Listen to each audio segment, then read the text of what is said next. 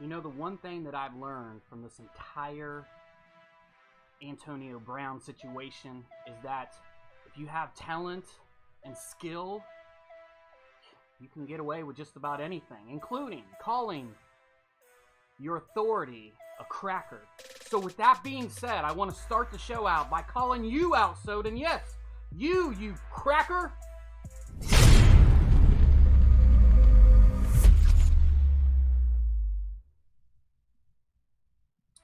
What is up, everybody? It's your boy, the Alpha Heel 7, the grayest beard in the game. That's right.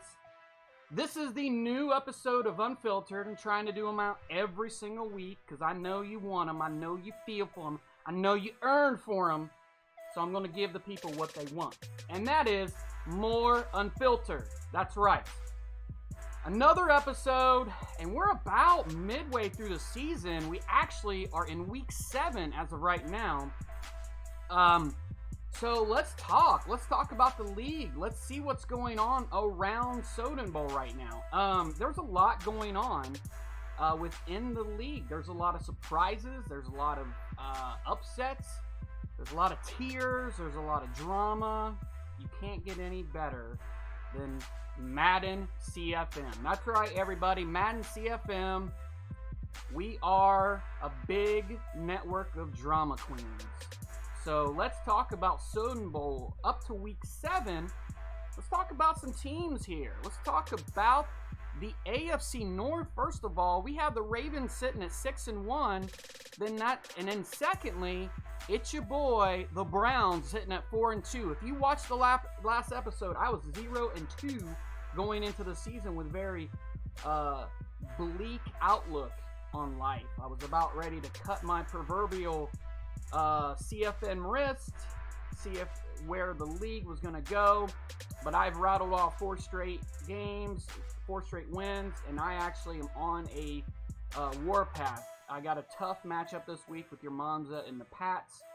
We go down the list. The Bengals have dropped the last 3 of their games. They were actually sitting at 3-1 as well, and then the Steelers kind of dropped off at 2-4. And then you got the Jets at the AFC East. I want to bring up something. The Jets, I'm not riding JaVale Sack or anything, but man, this guy's 6-0. He's just been phenomenal what he's done with the Jets. I mean, one of the lowest rated teams on there, and he's going undefeated and just whooping people's butts. So got to give credit to him. The only team in contention really to catch him at this point is the Dolphins at 3-3, and I'm not even sure if that's going to happen. Then you've got the AFC South at 7-0 Jacksonville Jaguars. We are going to talk about that matchup coming up very soon. Actually, it's going to be the next segment with the Jags and the Jets. But the only team that really can catch them at this point, I think, is the Titans. Titans are a good user. I played them week 1. He likes to score a lot of points. It seems like the last couple weeks he's kind of dropped off in that aspect, but watch Brad. He's a really good user, really nice guy. I'm sure he'll get things together with this Titans team. And when you look down at the AFC West, and you got the Chargers, man. They've come out of nowhere. Joey Bosa is sacking everyone. He is dropping his sack on the entire league right now with an astounding 17 sacks. Yes, that's right, 17 sacks. This guy is going ham on the entire league. 4-2. You just can't get much better than that. Chargers have a really stacked roster, but man, Mr. Witness is a good owner anyway. He knows how to use this team, and that's why he's using them, playing to his strengths. And then you got the Broncos, man. Don't sit on this guy. Beasley Beeman is a really good owner. He's beat a couple good users, sitting at 4-3. I think that's probably the most competitive matchup in the AFC division as far as like who's going to take the crown. I think Beasley Beeman has a really good shot at that. Don't sleep on the Chiefs either. I know your Bless dropped his last game, but sitting at 3-4, I never sleep on this guy. Great owner, great user. He's just a really potent pass offense, and that's why he picked this Chiefs team, because of their passing attack. So look for him to figure this out and get on track. Probably try to catch up. I think he's probably going to slip in with maybe a wild card spot there, but you know the AFC is pretty tough right now, so it's going to be anyone's ball game. We slide over to the NFC North. The Packers sitting at 6-0. Vikings at 5-2. Don't sleep on Cy. He's got a great squad there. He's a great stick user. Anyway, he's sitting at 5-2. And by the way, before I go into this is going to be a very sick. I've been sick for the last couple days and very anger, rage-driven, unfiltered. So if you are offended by cuss words, go ahead and turn off. Yeah. People say turned off. Just click out the window. We're living in 2019, not 1996, where you actually turn the dial on your. Anyway, you know what I'm talking about. I am going to be filled with rage later in the show, and you're going to get to see that. So, anyway, the Vikings sitting at 5-2. Nobody else really. The Lions and the Bears, they stink. They're not going anywhere. But yeah, between the Vikings and the Pats, I think the Vikings, man, this side is a good owner. I think he's going to get it together and make a run for the Packers.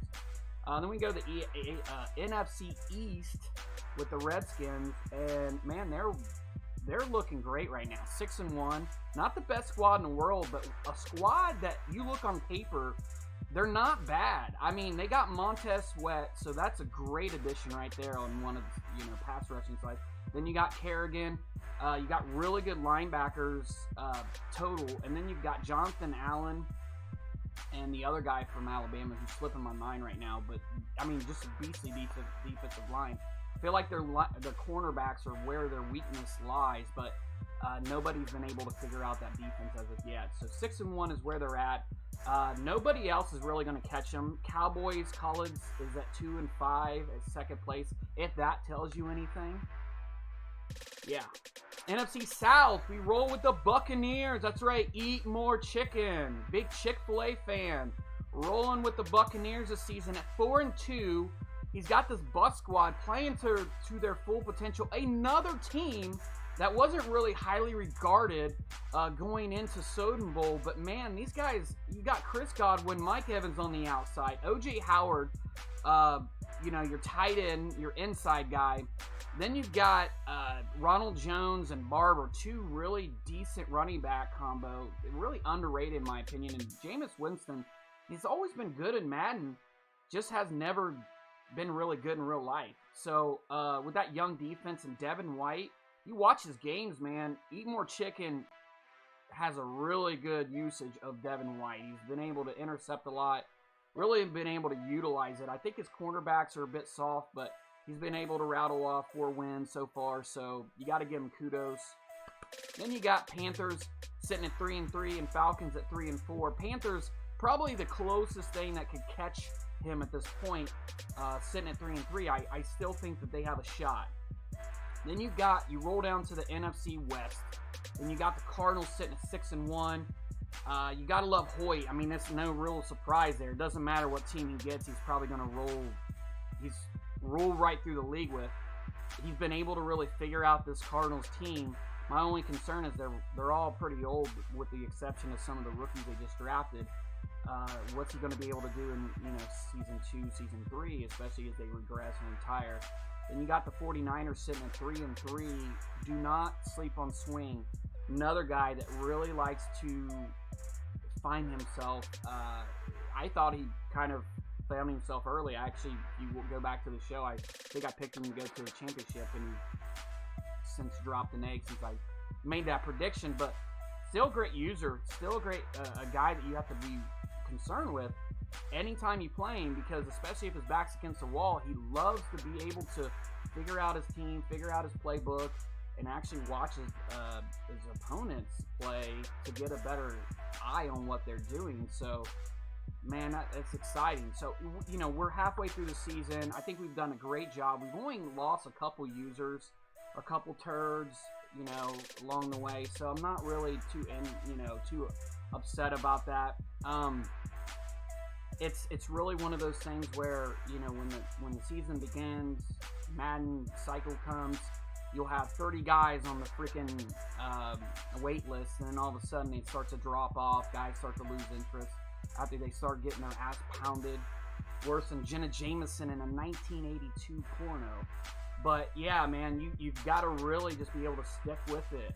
There's a lot of, me starting at 0-2, you would think that I would just, drop my pants and take it for the rest of the league, but I'm not, man. I really I really dug deep. I really wanted to find out what my flaws were. I went back and watched my tape. I figured out there were some things I was doing I shouldn't have been doing, and I really reworked my playbook to compensate for that.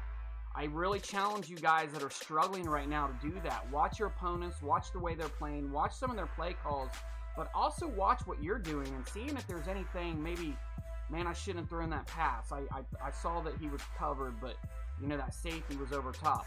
Start watching yourself, because you know what? If you dig deep in yourself, there's a lot of times that, you know, you may not be the best on the sticks, but if you do, you know, because I'm not the best on the sticks. My wife says I'm the best in the sticks. But I'm not really the best on the sticks in Madden. But, you know, I'm 4-2.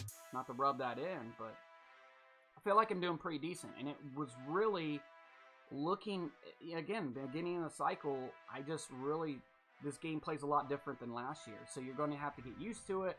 You're going to have to look at your opponents, the way they play, the way you play, see what works, see what doesn't, move on. So with that being said, we're going to work into our second topic here. That's a big-time matchup. That's right. AFC powerhouses, the two undefeateds here. You've got the Jets, you've got the Jags.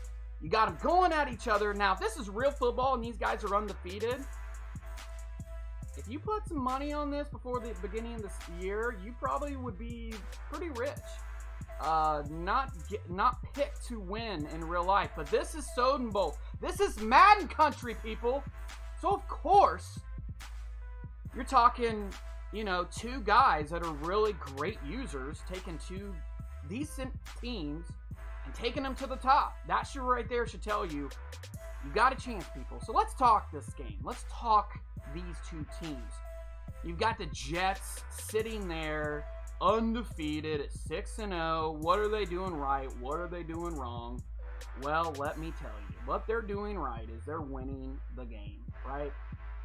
You got Sam Darnold throwing 14 touchdowns, 5 turnovers. So what that tells me is they are limiting the interceptions. And another thing that I've really noticed about them, with the fumbling being high this Madden, Javel has been really good about adapting to this Madden and not allowing the turnover battle to be lost on his side. And that's what a huge part of what he's been able to do is just been able to just really ride this team and been able to do well with that. I mean, if you look at his stats right now, he sits 4th on total offense and 4th rushing yards. He's been able to utilize great free agency signing in real football that translate over to Madden with Le'Veon Bell. So Le'Veon Bell sitting at you know, the top of the heap in rushing yards. They are 4th in rushing right now, 3rd in total points. They're averaging 33 points a game, and they're only allowing 18. You got the offense, you got the defense, and you know, you just got a recipe for success. Two guys that really want to just play the ball, play the game the way it's supposed to be played. I really like what I'm seeing out of this Jets team, and I feel like if he can limit those turnovers like he's been doing and really been able to capitalize on his, you know, defense, he's going to be successful in here, and it's really no shock to me. Then you got on the other side, you got the Jags. Foles with 12 interceptions and only 4 interceptions, or 12 touchdowns, 4 interceptions. So that should tell you two top users, both undefeated, limiting turnovers. That's the big key to this year's Madden, is limiting those turnovers. He is actually 7th in total offense, sitting in the top 10, sitting up in the top 10 there. Total defense 12. So again, you've got a guy that can play offense, play defense. This is going to be exciting. The game actually kicks off real time in 10 minutes. When I upload this, game may already be done. But I am excited for these two users. If you haven't, go check both of these guys out. One's Kylo Ren and the other's Javel. Both guys play in multiple leagues, but they play a lot of Madden and they know what they're doing. This is going to be a great game. I'm very excited for it. I am not going to come up with any predictions just because I really don't care to do that.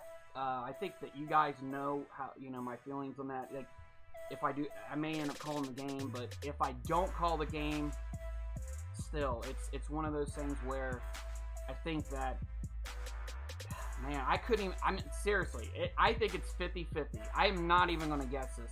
I would say if you were twisting my arm, I'd probably say Kylo, just because he has a slightly better defense attribute-wise, and he's got a better team attribute-wise. But man, don't sleep on JaVale. He knows how to play with those Jets.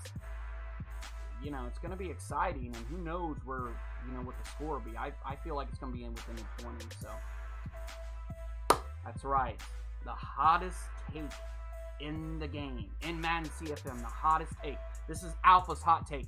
And if you tuned in just to watch for Alpha's hot take, you are not going to be disappointed. Let me tell you, we had a situation, and I am calling this owner out. I'm calling this guy, and I hope you watch this. And if you're not watching this, I hope somebody tells you to watch it, because you are getting called out. That's right, Rye McCheesy. Rye McCheesy got booted from our league a couple days ago. Let me just kind of give you a backlog on what happened here, okay? For all of you don't know, Rye McCheesy, and I'm going to call him that because that's what he is, was in our league, all right? He was in there for I believe two Madden, or a couple Madden seasons, not too long. He says 2 years, but it wasn't 2 years. Anyway, he had actually had multiple warnings on the last Madden. Said, you got to clean up your game, you got to get it together. We don't just boot you if you have one mishap, or, you know, 2 or 3 of getting kind of in that gray area, but it depends on what the offenses are. So we gave him multiple warnings. We go into the season. He did bring it to my attention. He said, hey, there's a marketplace.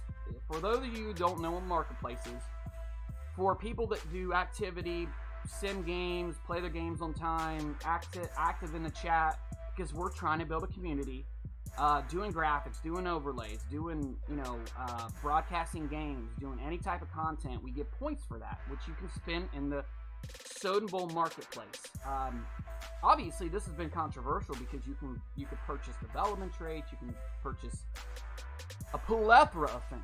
So Soden created a thing called Hometown Discount. Hometown Discount was supposed to be for your aging players that, hey, I want to re-sign, because it happens, at a more discounted salary, and you get to keep that person at a cheaper salary. You get to buy it, and you only get to use it once. Now, Rye pointed out to me, MDM, and said, hey man, how is Andrew Whitworth making, I think it was $1 million a year? He's a 90 overall. And I said, you know what? You're absolutely right. Let me go look. So I looked, and that's exactly what happened. He bought the Hometown Discount. Soden and I had a conversation. I said, look, man, I have to agree with Rye on this. The Hometown Discount is cheesy because then you can use it on any player that's up there in age, including Drew Brees, Brady, any of them. And they're not gonna play for $1 million. It's not gonna happen. So he agreed and said, you know what, let's change it. We ended up changing the rule. Now, he cannot go back and edit Whitworth's contract because it'll blow up his salary cap. So what he's going to do is let him walk at the end of the season. And let's be honest, so it's like 2-5. Is it really helping the season out? No. But I get what Rye was going at. So we changed it. All right, great. We move forward, right? Well, 2 complaints came in on the forms. You fill out a form for your opponent, and it tells you where they rate as far as gameplay-wise. And this was before he played Soden, and they were low. So what we said was, we will watch the game versus Soden, and we will judge exactly how he plays. Well, obviously, you're playing the commish. You're going to play sim, right? Because you have the commish's eyes on you. No, he doesn't. Plays completely cheese, moving multiple defenders, just a plethora of things. And then Soden didn't even bring this up, by the way, in Stat Chat. It was actually a couple other guys that brought this up. We all chatted about it, and it was a resounding 7-0 boot this guy. He's had multiple warnings. Just stops there, right? Rye says, oh man, that sucks. I'm going to move on. I'm going to find another league. No, that doesn't. Because this is the Mad community, right? This is life. This is life for all of us. So when we get booted from a league or we get removed, we have to take it out on everything else. So what does Rye do? Ryman goes to Twitter and starts blasting Soden. Soden politely says, you know what? Move on. You know, good luck to you and your ways. Keeps going. Boom, boom, boom. Then he was a part of the Soden Bowl Fantasy League. What's he do? He removes all of his players on the team. Now you say it's a fantasy league. Who cares, right? Well, let's put this in perspective, right? So let's say that we did not remove Rye McCheesy from Madden. We removed him from the chat. Do you think, in your mind, after everything I just said, that he would have went into the game, retired as a coach, and been on his merry effing way? No. He would have dropped all of his players and gave us a big FU. So, nothing to me tells me, nothing tells me that we made the wrong decision about this guy. This cat is bad news. Any league that's watching, if you let Rye McCheesy in your league, you're asking for this to happen, okay? I'm just going there. And for you to go on Twitter and talk smack about me and, oh, I get on here and I go for an hour, I don't take this seriously. No, it's a hobby. If Soden was to boot me tomorrow, might be a little upset about it, but I would go on with life. I'm a 40-year-old male that doesn't care about this, okay? I care about it in a way that it makes me happy, makes it fun. But if tomorrow EA said we're doing away with CFM, guess what? I still have a nice house. I still have a nice life. I still have a nice job. I still have a nice family. And I'd be able to live it and not even worry about this. So, Rye, listen, come here. No one cares about your feelings, okay? You are going on a witch hunt that there is no way that you're going to win. We have users. We have a waiting list. No one cares about your experience with Soden Bowl because guess what? There are 32 owners in the league right now that feel differently than you, buddy. I'm just telling you like it is. I know this is going to bring out some really butthurt feelings, and I know that you'll probably go to Twitter and start blasting us again. But look, at the end of the day, I don't care. You mean nothing to me. You're a blip on the radar. You mean as much to me as there's a piece of grass laying on my carpet right there. Right when you come in from, I have a walkout porch. There's a piece of grass, and that's how much you mean to me. Now, you may say, well, you mean I must mean enough for you to make a segment about me. No, I just wanted to have one last rant, and I want to do it on camera for you, okay? You wanted attention, you got it. So here's what I would suggest to you. Put your panties on, make sure they're frontwards, tuck your little balls underneath, and go find a league that will accept you for who you are. And who you are, brother, you've already made it clear who you are. So, good luck to you, and I hope the best for you. Because honestly, at the end of the day, you're a loser, okay? And I hope you can get out of that, but you're a loser. Move on. Under Pressure, that's right. One of the best songs of all times, one of the best collaborations was Queen, Freddie Mercury, and David Bowie collaborating in one of the best songs, Under Pressure. Love the song. But now we're going to create a segment. It doesn't have to be a segment we do every week, but it's going to be a segment we're doing now called Under Pressure. What teams are under pressure? What teams have to do something now or fear the repercussions for the future? Well, my number one team, there's a couple teams on this list. Number one team that comes to mind is the Houston Texans. After Jay Wood left, he left kind of a mess in Houston. Now they do have some assets. They did trade away J.J. Watt, but they did get first round pick, one of the best safeties in the game, Josh Johnson, and Dante Fowler. But they also have Kareem Hunt. So what do? It seems like we went through a couple of owners with them. So they are definitely under pressure. Someone needs to come in there, stabilize that team, and create a great foundation for them for the future. They have great weapons. They have great youth on the team. Deshaun Watson, one of the best quarterbacks on the game. The best wide receiver, D-Hop. Then you've got, Kareem Hunt, one of the best running backs in the game. So you got weapons. You got to build that offensive line, obviously.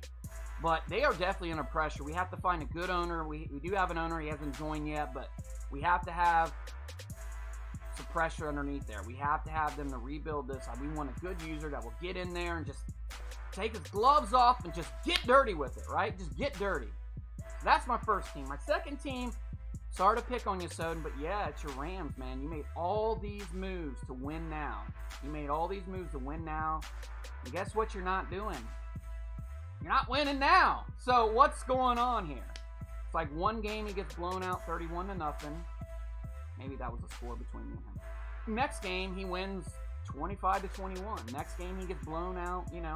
It's like up and down. It's a roller coaster. But he's got to figure it out because he's got a lot of salary on that team. He's going to probably lose Whitworth after the season if he doesn't retire.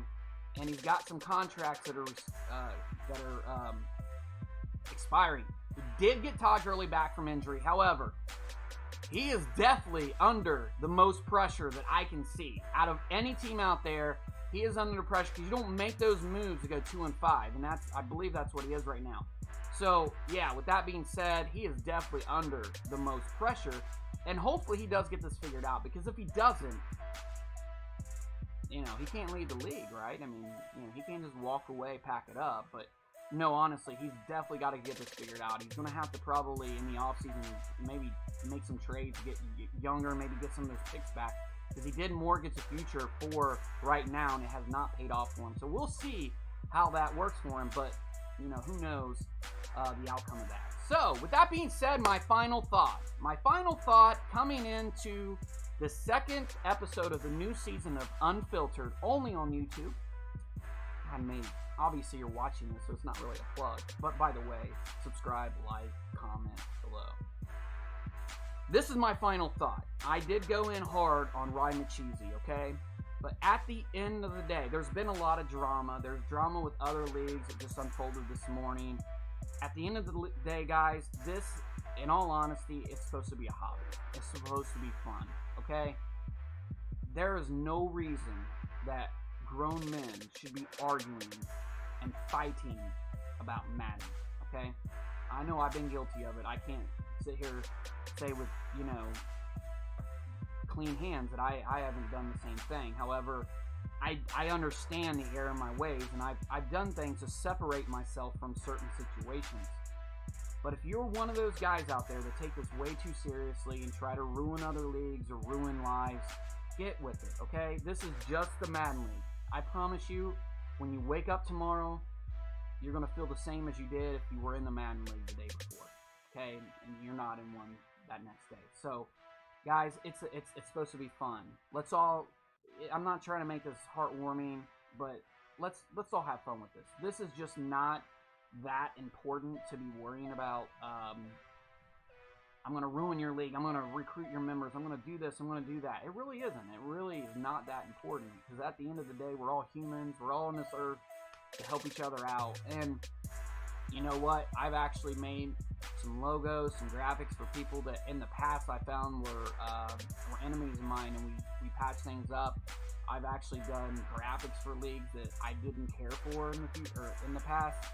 It's the way it is, guys. It really is. I mean, life is definitely short. With all the stuff that's going on outside in the world, it really is something not to take too seriously. It really isn't, because we're all here. God made all of us, right?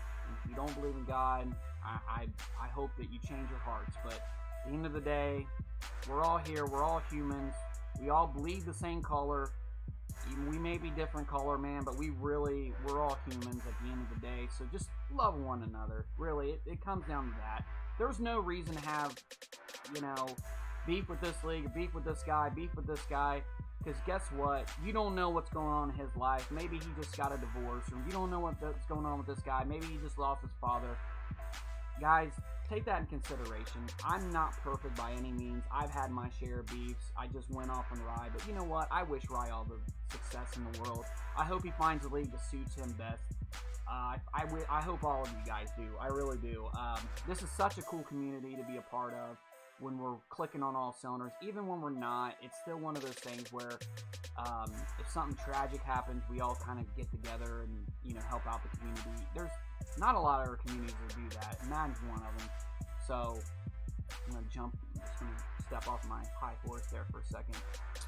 Yeah, I got a horse in my basement. But anyway, guys, that's really about it. I hope you enjoyed the second installment of the new season of Unfiltered. Hope you like the format. This is the second time using it. I may change things up throughout the season. But as of right now, I like what's going on. And yeah, that's it. So with that being said, thank you for watching. Please to remember, comment below, like, and subscribe. And support your family veterinarian. Get your cats and dogs spayed and neutered.